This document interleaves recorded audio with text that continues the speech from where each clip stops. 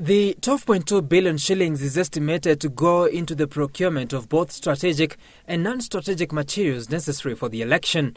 Top on the list being the procurement of ballot papers, a tender that will have to be issued through direct procurement means, given the time limitation.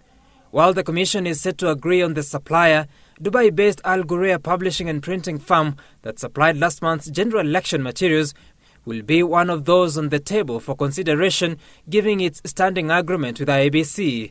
For the fresh poll, at least 217,000 field officers will be recruited, among them 40,883 presiding officers and an equivalent number of their deputies.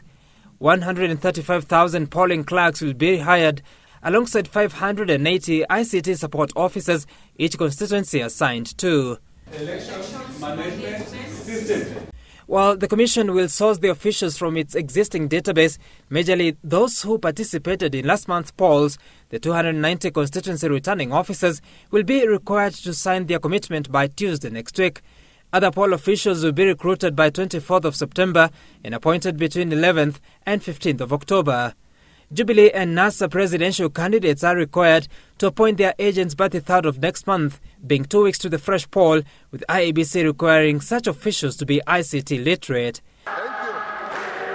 Last month's presidential poll was nullified by the Supreme Court, majorly on the handling and transmission of results. As such, the Commission intends to reconfigure the KIMS gadgets by upgrading software on them by September of this month. The kits will be reconfigured with a new list of presidential candidates between the 16th to 29th of this month, with a 3-week training schedule set to conclude by 14th of October. These concessions were reached by a plenary of the IEBC Commission, comprising of the 7 commissioners and CEO Ezra Chiloba. The meeting, which had also been called to resolve a stalemate that had divided the Commission on the fate of a damning memo allegedly unilaterally sent by Chebukati to Chiloba, however failed to resolve the matter. The fate of the memo and whether Chiloba will be required to respond to it remains unclear, with a retreat to Naivasha set for Sunday. The out-of-town session will be attended by 15 Commission officials, among them the 7 commissioners, Chiloba and his 2 deputies.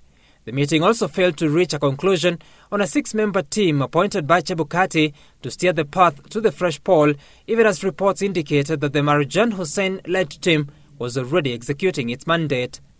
And as the Commission strives to carry on with the preparation for the presidential election, they do so with an agreement to tone down their disagreements and more so to avoid doing it in the public. Sam Gituku's Reason Weekend, Nairobi.